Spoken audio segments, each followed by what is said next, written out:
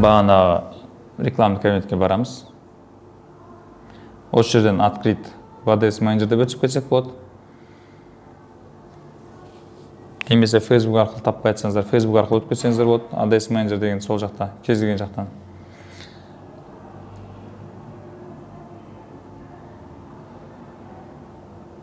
Facebook арқылы өтетін болсақ, бұл жерде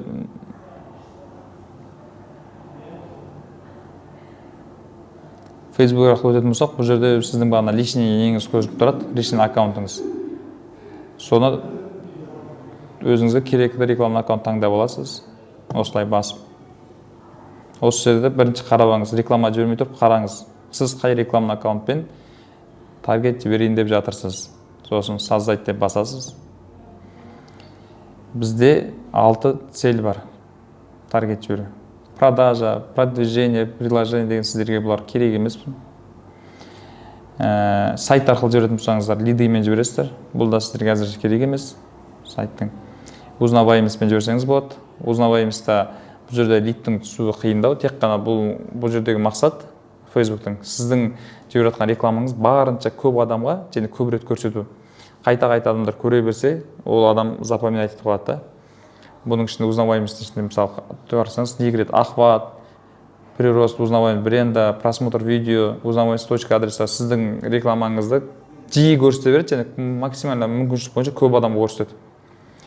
Трафикта бұл жақта сайтқа өткізсе болады, WhatsApp өткізсе болады, немесе Instagram парақшасына өткізсе болады. Бұл трафик деген адамдар барынша көп көрсетеді бұл жерде, бірақтан бұл жерде соны кликті ғана басатын адамдар көрсетті. Ол жазатын адамдарға көрсетпейді көбіне. Енді ол жерде де жазатын адамдар болады, жоқ емес. Бірақ бұл жердегі цель сіздің направление людей жазып тұр. Определенное место назначения. Например, сайтқа қоятын болсаңыз, сайтқа өтіп кетеді, Instagram болса Instagram өтіп кетеді, ары қарай действие жасайды, жасамайтын оған Instagram көңіл бөлмейді. Әр цельдің өзінің мақсаттары, цельдері әртүрлі. Бізге көбіне қазір қолданатын целіміз, мақсатымыз бұл вовлеченность деп айтылады. Вовлеченностьқа басамыз. Бұл жерде көрсеңіздер, вовлеченностьта бұл жақта жазып тұр. Получайте больше сообщения покупок через переписки дейді. Бізде керегі сол WhatsApp өту ғой. WhatsApp өтіп, сол адамдармен сөйлесу. Сол себепті вовлеченность целін таңдаймыз. Продолжить. Үстінде шатасып кетпеңіздер. Үстіндегі рекомендация, бұл Facebook'тың өз рекомендациясы. Бұған кірмейміз. Бұл өзінің настройкасы бойынша таргет жіберді көрсетеді. Ол жерде бір нәрсе өзгерту, өзімізге ыңғайлы істеу қиындау болады. Сол себепті астындағы компания вовлеченности өзіміздің ручной методпен дейді. Настройка параметр, соны өзіміз таңдаймыз, продолжить басамыз. Название компании. Ұмытпайтындай өзіңіздің компанияңызды қандай не жіберейін десеңіз, алтын сату. Бүгінгі датаны жазып қойсаңыздар болады. 21.02 бүгін. Өйткені кейін анализ салған кезде ол реклама қай күні запуск етілді, сол үшін біліп отыру үшін қай күні запуск жасадыңыздар, сол күні не істейсіздер. Нерде бюджет компания деген бар, бұны қоссаңыздар, сіздің бүткіл компания группаларыңыз бәріне кетеді. Сіздер бұны пока қоспай қойыңыздар. Группа объявление арқылы бюджет қойасыздар. Группа объявление кіресіздер. Нерге өзіңіздің группа мысалы 1, 2 деп сатаспайтындай қылсаңыздар болады.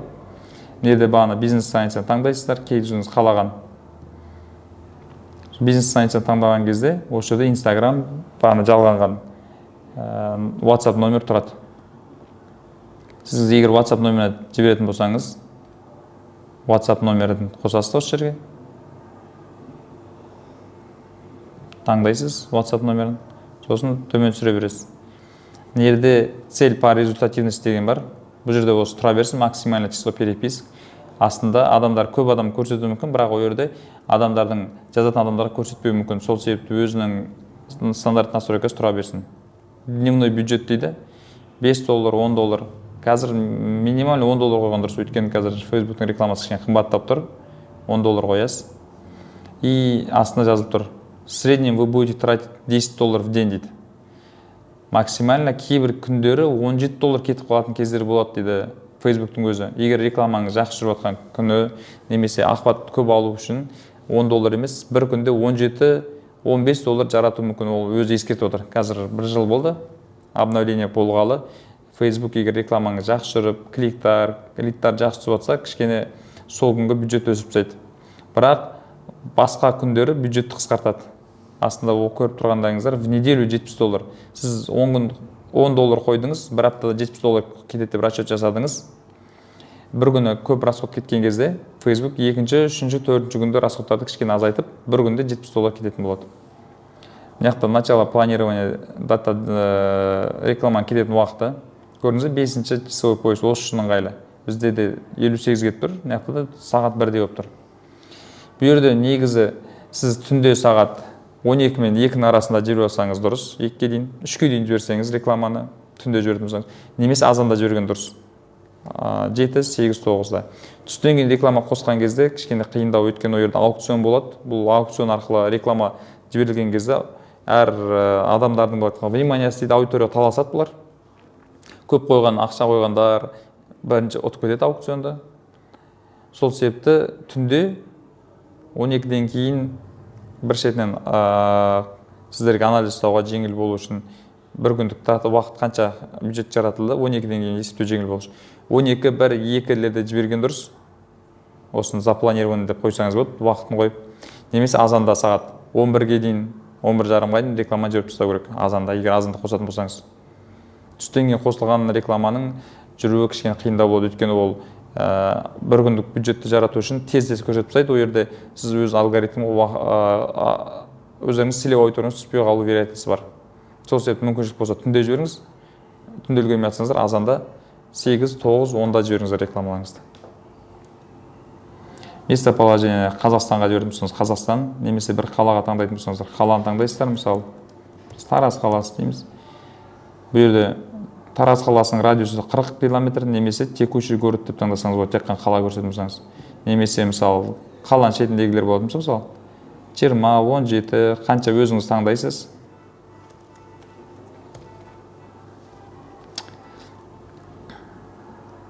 Мынаны переключиться на исход настройкада міндетті басыңыз, егер сіздер аудиторияның жасын өзгерту үшін.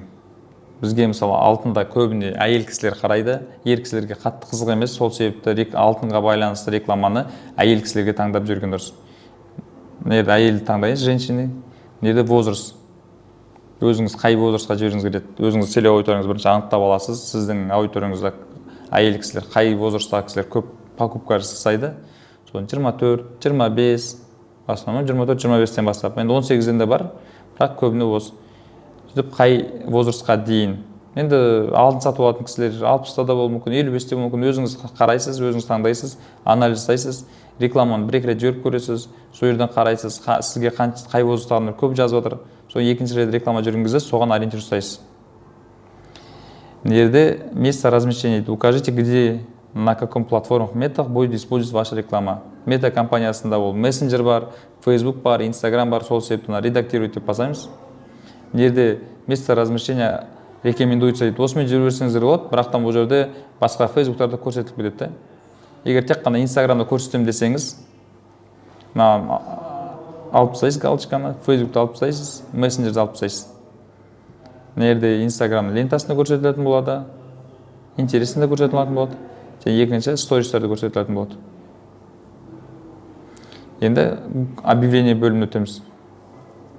Объявление бөлімінде мынаяқтан керекті ғана сіздікі егер сурет болса, креативіңіз сурет таңдайсыз, реклама изображение, видео керек болса, видеоны таңдайсыз, медиа файлға өтесіз и таңдайсыз загрузка.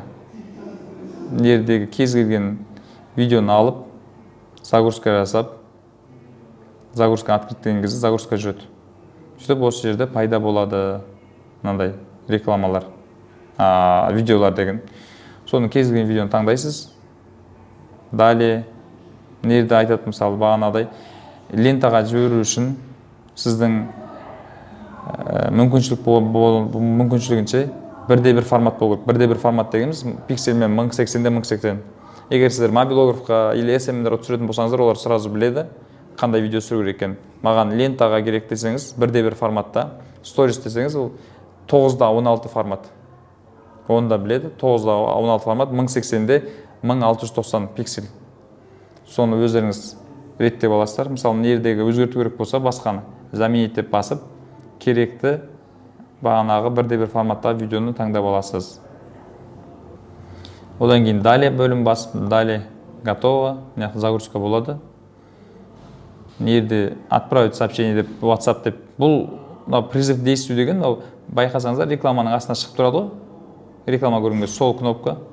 Осын басасыздар. Мен өзім подробно таңдай саламын, елдердің бәріне түсінікті. Мына жерде сіздер шаблон сообщение дейді. Бұны өзіңіз ыңғайыңызға қарай өзгертіп аласыздар. Редактировать басасыздар. Мына жақта орысша тұр. Здравствуйте, чем мы можем помочь деп. Байқасаңыздар, рекламаға подробно басқан кезде мынандай шаблон шығады, осындай шаблон. Осыған сіз жазып қоясыз, саламатсыз ба, мен сізге қандай көмектесе аламын, немесе қандай сұрақтарыңыз бар деп жазып қойсаңыздар. Саламатсыз ба.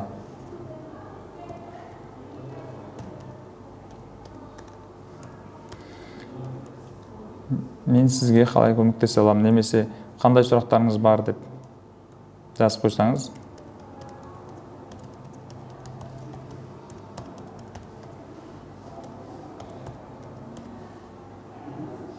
Мына жерде осыған не істесеңіз болады, немесе часто задаваемый вопрос десеңіз, мына жерде ол шаблон дайындап қоясыз. Адамдар сізге рекламаңыз көрген кезде бірден сұрақ ойлаған болтпай-ақ бірден таңдай салатындай. Саламатсыз ба?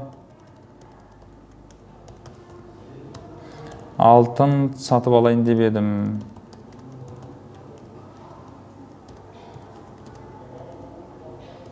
Екінші тағы қосып қоясыз. Саламатсыз ба? Алтынның қандай түрлері бар, мысалы.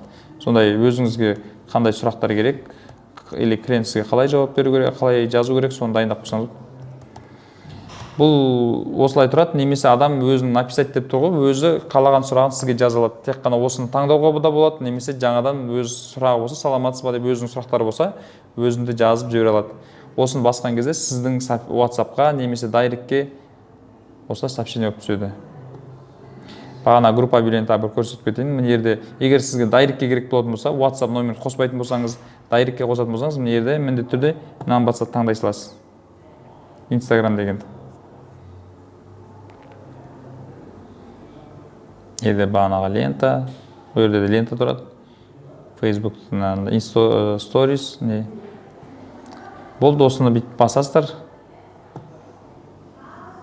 Бәрі дұрыс болғаннан кейін қарап аласыздар. Жерде мен карта қосқан жоқпын. Сол себепті карта қос деп сұрап отыр.